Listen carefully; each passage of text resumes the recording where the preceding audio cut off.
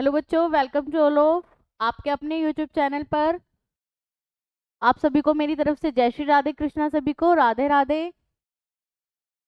तो मैं आपकी केमिस्ट्री टीचर काजल आज आपको एक टॉपिक पढ़ाया था पिछली क्लास में हमने, क्वांटम नंबर। उसी से रिलेटेड क्वेश्चंस करेंगे आज। तो जल्दी जल्दी सभी आ जाइए लाइव। आज उसी से रिलेटेड क्वेश्चंस करेंगे। आई होप आपको पिछले सारे टॉपिक समझ में आए हैं और आपने अच्छे से करे भी हैं उनके क्वेश्चंस टैकल। जल्दी से फिर स्टार्ट करते हैं।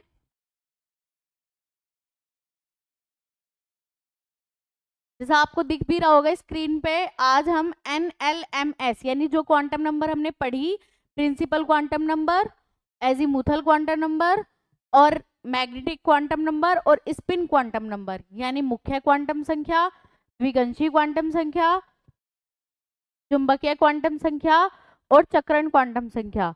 हमने पिछली क्लास में इसकी सारी डिटेल्स ले ली थी कि कौन सी क्वांटम संख्या किस चीज को बताती है। ठीक है, आज उसी से रिलेटेड क्वेश्चंस करते हैं। तो आई होप वो आपको पिछली सारी क्लासेस समझ में आई हैं। फिर स्टार्ट करते हैं। एक बार यस कर दो जल्दी से, एक बार यस कर दीजिए। फिर स्टार्ट करते हैं अपनी क्लास को। मेरी वॉइस और डिस्प्ले क्लियर है?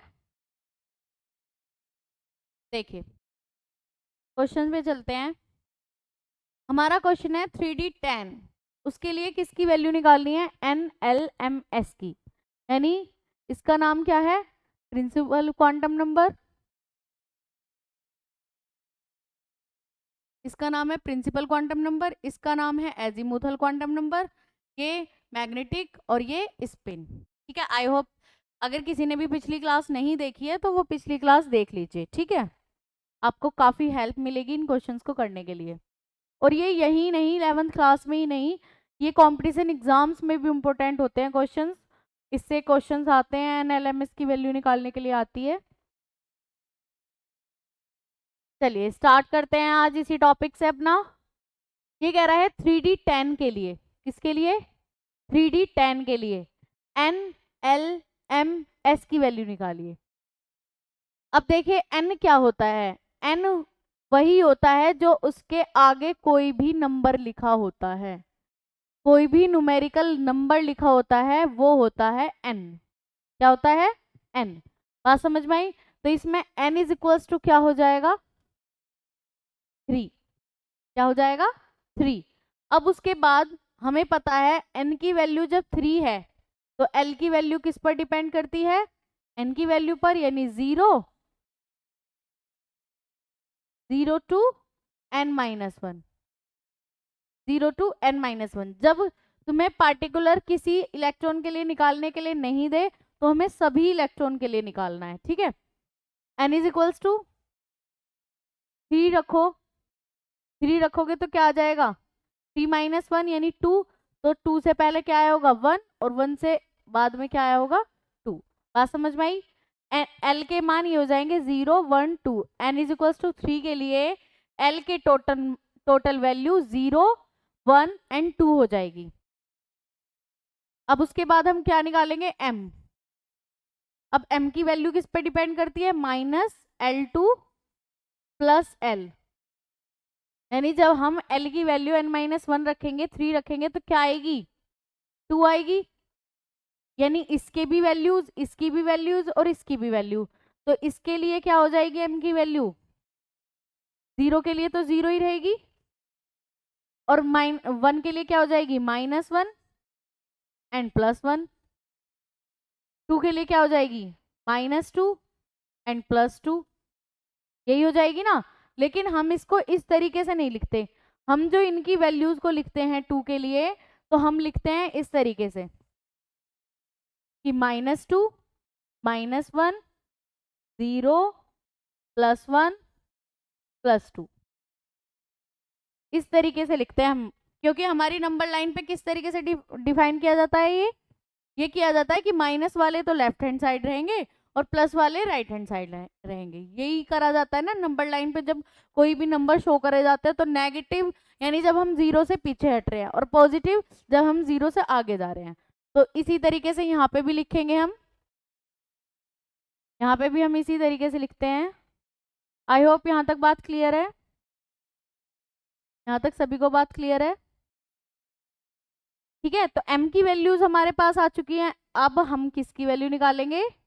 s की वैल्यू निकालेंगे, s की। अब देखिए s की वैल्यू 3d10 भरा हुआ है, d10 यानी जब d में कितने कक्षक आने चाहिए, m की वैल्यू बताती है ऑर्बिटल को। किसको बताती है? ऑर्बिटल को, कि इसमें कितने कक्षक हैं। तो कितने कक्षक होते हैं d में, जो इसकी वैल्यूज होती हैं? कितनी वैल्यू आई है? 1 2 3 4 5, 1 2 3 4 5। अब इसी ने बताया था कि एक कक्षक में सिर्फ 2 इलेक्ट्रॉन भरे जा सकते हैं, तो हम इलेक्ट्रॉन को किस तरीके से भरेंगे? 1 2 3 4 5 6 7 8 9 10 इस तरीके से। और हमें पता है इस इलेक्ट्रॉन की ये किससे शो करता है? क्लॉकवाइज। ये मैंने पिछली क्लास में बता दिया है, जिन बच्चों ने ये क्लास नहीं देखी है वो क्लास देख के आइए। ये होता है क्लॉकवाइज और इसकी वैल्यू होती है एस के लिए +½ और ये वाला होता है, ये होता है एंटी क्लॉकवाइज, एंटी क्लॉकवाइज और इसकी वैल्यू होती है एस के लिए -½ क्या होती है? -½ ठीक है, तो अब बताइए s की वैल्यू सभी के लिए, अगर यहाँ +½ रखेंगे और यहाँ -½ रखेंगे और दोनों को ऐड करेंगे तो क्या हो जाएगा? 0। इसके लिए भी 0, इसके लिए भी 0, इसके लिए भी 0, इसके लिए भी 0, यानी टोटल वैल्यू तो 0 0 0 आएंगी। लेकिन हम लिखेंगे सारी वैल्यूज इसकी, हम किस तरीके से लिखेंगे इसकी वैल्यूज?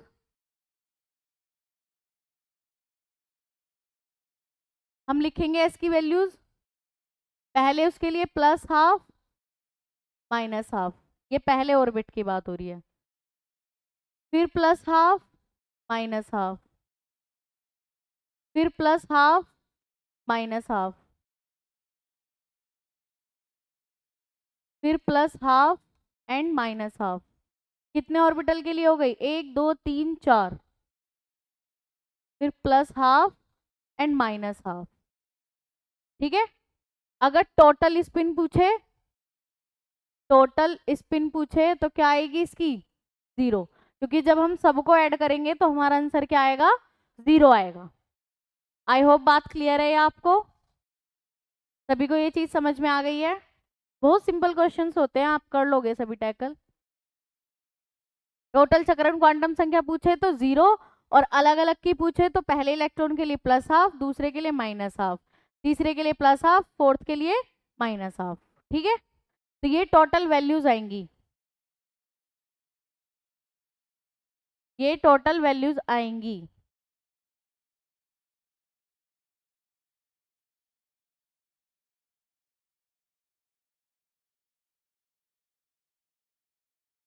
बात क्लियर है? चलिए नेक्स्ट क्वेश्चन पे चलते हैं। अब आप करके दिखाइए इस क्वेश्चन को, करके दिखाइए आप इस क्वेश्चन को, कर लोगे अब तो। 4s1 यानी आगे क्या दिया हुआ था, होता है ये n इज टू कितना आ गया? 4। कितना आया है? 4। अब 4 के लिए क्या करोगे आप? 4 के लिए क्या करोगे? l की वैल्यू क्या होती है? 0 एंड n-1, तो l की वैल्यू 0 और यहाँ पर 4 रखेंगे तो क्या आ जाएगा? 4 - 1 यानी 3। तो 3 से पहले क्या आया होगा? 1 2 एंड 3, 0 1 2 3 हो गया इसका आंसर l का। अब m की वैल्यू क्या होती है? -L2 +L यानी 3 आया होगा। अब 3 को लिख दो, -3 आया है, -2 -1, माइनस वाले इस तरफ, फिर बीच में 0 +1 +2 +3, जितने इधर जाएंगे उतने इधर जाएंगे, आप निकाल सकते हो जैसे हमने पीछे निकाला। तो ये ऑर्बिटल क्या हो जाएगा?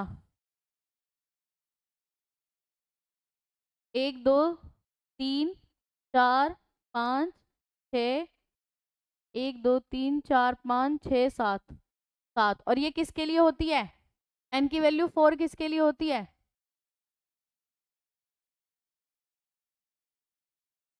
बताइए, ये होती है एफ के लिए। किसके लिए होती है? एफ उपकोष, यानी एफ सब सेल में कितने ऑर्बिटल होते हैं? 7 होते हैं। अब ये -3 इसके लिए होता है, -2 इसके लिए, -1 इसके लिए, 0 इसके लिए, +1 इसके लिए, +2 इसके लिए, +3 इसके लिए। बात समझ में आई? इस तरीके से ये अभिविन्यासित होते हैं, ओरिएंटेशन होता है इनका। तो मैंने आपको क्वांटम नंबर में बताया भी था कि जो m है, यानी मैग्नेटिक क्वांटम नंबर है, चुंबकीय क्वांटम संख्या है, ये इलेक्ट्रॉनों के ओरिएंटेशन को बताती है कि किस तरीके से ऑर्बिटल में क्या वैल्यूज आती हैं। बात क्लियर है? अब देख लेते हैं s की वैल्यूज। s की वैल्यूज 4s1 भरा हुआ है। सॉरी एक मिनट, एक सेकेंड।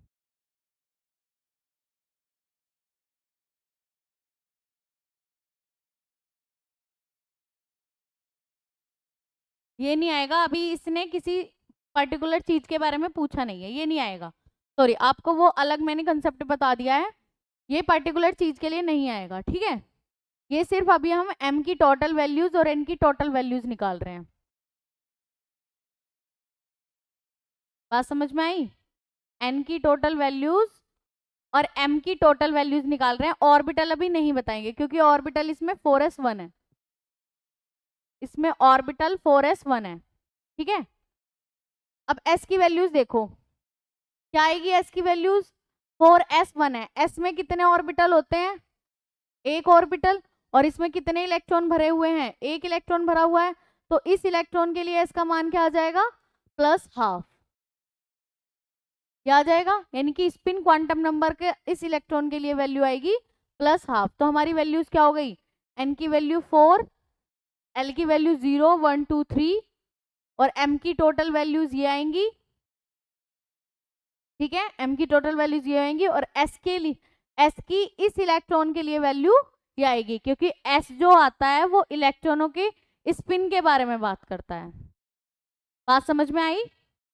इलेक्ट्रॉनों की स्पिन के बारे में बात करता है। ऑर्बिटल का अभी हम इसमें नहीं बताएंगे क्योंकि हम सिर्फ क्वांटम नंबर की वैल्यूज निकाल रहे हैं। आई होप ये समझ में आ गई होंगी आपको। सभी यस कर दीजिए, सभी यस कर दीजिए एक बार, ठीक है? नेक्स्ट क्वेश्चन पर चलते हैं। देखिए, ऐसे क्वेश्चंस बहुत पूछे जाते हैं कि 4 principal quantum number is equals to 3। Principal quantum number क्या होता है हमारा? n is equals to 3। Total value of magnetic quantum number, यानी ये दे दिया हमें मुख्य क्वांटम संख्या और ये पूछ लिया हमसे चुंबकीय क्वांटम संख्या के टोटल वैल्यू, टोटल मान। यानी टोटल मान का होता है एक फॉर्मूला होता है, उसके लिए हम देखेंगे। देखो, total value of magnetic quantum number, इसके लिए एक फॉर्मूला है, कौन सा? 2l+1। क्या है? 2l+1। अब चुंबकीय क्वांटम संख्या के कुल मान,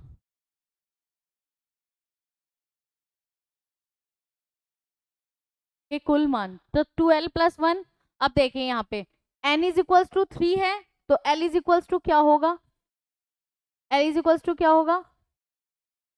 0n-1 होता है, यानी 0 और क्या होगा? 3 - 1 यानी 2, तो 1 और 2, 1 और 2, ठीक है? 1 और 2 होगा। अब हम क्या रखेंगे यहाँ पे?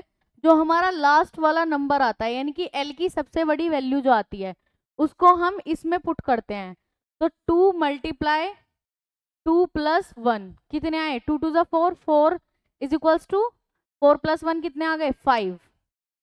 कितने आ गए? 5। m के कुल मान कितने आएंगे? 5 आएंगे, यानी ये तो डायरेक्ट है, जो तुम डायरेक्ट बता सकते हो, लेकिन हमारे पास तो m की वैल्यूज ऐसे भी आ सकती है भाई। चुंबकीय क्वांटम संख्या तो m ही होता है ना, तो m की वैल्यू हम कैसे भी लिख सकते हैं, इसका 0, इसके लिए -1 एंड +1,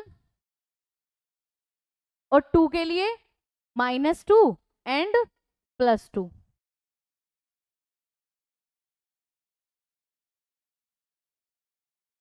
+1।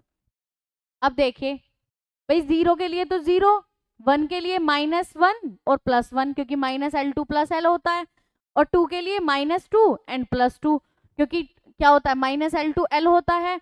तो अब हमारे मान कितना है, 1 2 3 4 5, टोटल वैल्यू कितनी आई है हमारी L की, सॉरी M की, 5, और यहाँ भी हमारी कितने हैं, 5। तो ये हमारा आंसर वेरीफाई हो चुका है, ठीक है, कि 5 टोटल वैल्यू आएंगी। तो हम यहाँ से ही बता सकते हैं, क्या बता सकते हैं, अगर हमें किसी चीज का दिया हुआ है और पूछा है कि m की टोटल वैल्यूज निकालिए, तो हम डायरेक्ट कौन सा वाला फॉर्मूला लगाएंगे, 2l + 1, क्योंकि कंपटीशन एग्जाम्स में इतना टाइम नहीं होता है कि हम पूरा इसको निकाल के दिखाएं कि क्या होता है, ठीक है। तो इस वाले फॉर्मूले में रखिए और m की टोटल वैल्यूज निकालिए। बात समझ में आई, यहां तक आई होप क्लियर है आपको। नेक्स्ट आ जाओ, देखिए नेक्स्ट क्या कह रखा है, अब की बार पूछा है total magnetic quantum number is equal to 9 है, यानी कि टोटल मैग्नेटिक क्वांटम नंबर के मान कितने हैं, 9, यानी m इज इक्वल टू दे दिया, m इज इक्वल टू दे दिया 9, all values azimuthal quantum number, यानी कि एजीमुथल क्वांटम नंबर की ऑल वैल्यूज पूछी हैं। अब देखिए हम कैसे करेंगे, m की वैल्यू कितनी है, 9, और अभी हमने टोटल वैल्यू के लिए m की वैल्यू देखी है क्या, 2l + 1, 2l + 1, और हमसे यही एजीमुथल क्वांटम नंबर क्या होता है, l, द्विगंशी क्वांटम संख्या क्या होती है, l। अब l की ही वैल्यू पूछी है, तो m की वैल्यू रखेंगे यहाँ पे 9, 2l + 1, अब यहाँ पे 2l इधर, इसको इस तरीके से लिख लीजिए, 2l + 1 is equals to m, तो 2l + 1 इज इक्वल्स टू 9, क्योंकि m की वैल्यूज कितनी दे रखी है, 9। अब 2l इधर रखेंगे, 1 इधर लेके जाएंगे, तो 9 - 1 इज इक्वल्स टू 8, और l इज इक्वल्स टू निकालेंगे तो 8/2 इज इक्वल्स टू 4। तो l की वैल्यूज कितनी आएंगी,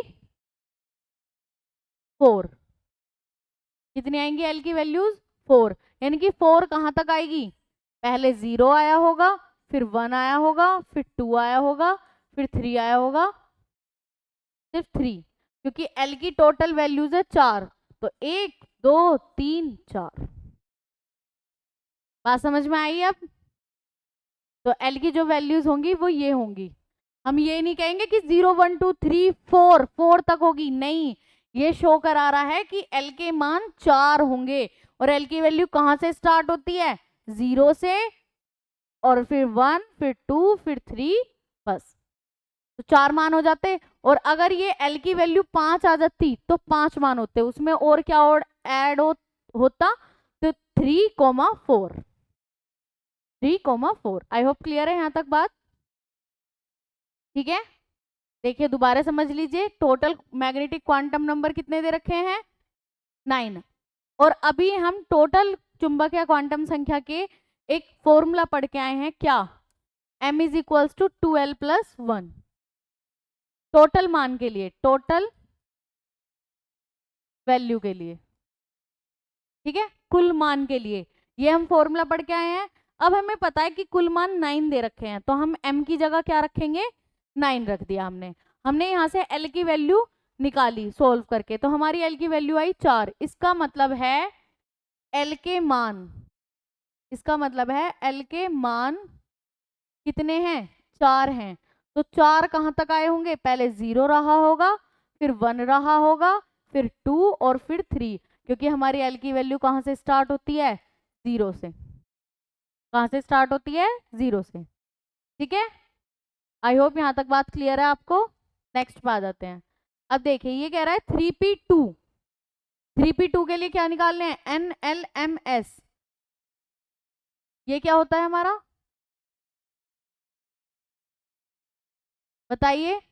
ये होता है हमारा N, L की वैल्यू क्या आएंगी, 0 n-1, यानी क्या आएगा 0 1 and 2, क्योंकि 3 रखेंगे तो 3 - 1 2 हो जाता है। तो 0 1 2 और m की वैल्यू क्या आएंगी, जल्दी बताइए m की वैल्यू। भाई इसके लिए 0, इसके लिए 0, इसके लिए -1 और +1, और इसके लिए -2 एंड +2। ठीक है, m की वैल्यूज ये आ चुकी हैं, क्योंकि हमारी m की वैल्यू के लिए मान क्या होता है, -L2 + L, -L2 + L। और हम यहां से भी निकाल सकते हैं, एक इसका अदर फॉर्मूला भी हमने पढ़ा है 2L + 1, यानी कि L की वैल्यू जब 2 रखेंगे, अभी हम निकाल के आए हैं इसके लिए 2 2 4 + 1 यानी 5। तो n के टोटल मान कितने आएंगे, 5 आएंगे, 5 आएंगे। बात समझ में आई, n की टोटल वैल्यू क्या, m की टोटल वैल्यू आएंगी 5। अब s के लिए निकाल लेते हैं। तो पहले s के लिए क्या करना पड़ेगा, 3p2 यानी p2, तो p में कितने हैं, पहले इसके लिए रखना पड़ेगा, p में कितने ऑर्बिटल होते हैं, पीछे क्लास में बता के आई हूं 3 होते हैं, और इलेक्ट्रॉन कितने हैं, 2, तो पहले इसमें जाएगा और फिर इसमें जाएगा। अब ये जाएंगे कैसे, उनके लिए आपको वीडियो देखनी पड़ेगी हुंड्स रूल की। ठीक है, तो पहले वो वीडियो देख के आइए कि हुंड्स रूल क्या होता है, ऑफ-बाउ लॉ क्या होता है। जो ये आपको दिख रहे हैं ना 3p2 3d10 जो मैंने रखवाए हैं, ये ऑफ-बाउ लॉ से हैं, तो इसके लिए आप ऑफ-बाउ लॉ पढ़ना है, और इलेक्ट्रॉन किस तरीके से फिल होते हैं ऑर्बिटल में, उसके लिए हुंड्स रूल पढ़ना है। तो वो वीडियो जरूर देख के आइएगा। 3p2, अब देखिए पहला इलेक्ट्रॉन इसमें, दूसरा इलेक्ट्रॉन इसमें। अब इसके लिए पहले इलेक्ट्रॉन के लिए s की वैल्यू +½ दूसरे इलेक्ट्रॉन के लिए s की वैल्यू +½ क्योंकि ये एंटी क्लॉकवाइज तो है ही नहीं, दोनों क्लॉकवाइज इलेक्ट्रॉन है, और तो दोनों के लिए क्या होगी, पहले के लिए भी +½ दूसरे के लिए। बात समझ में आई, आई होप आपको समझ में आया है, ये समझ में आ गई।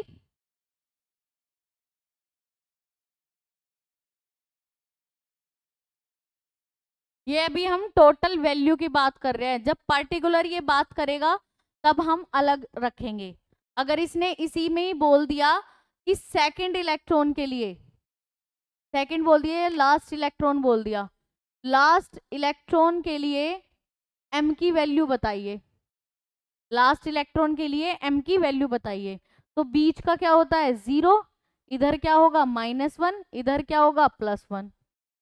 ऐसी तो हम वो करते हैं, अभी मैंने पीछे वाले में भी बताया था ये आपको, ऑर्बिटल की बीच वाले को 0, इधर कोई कक्षक होगा उसे -1, इधर कोई होगा +1।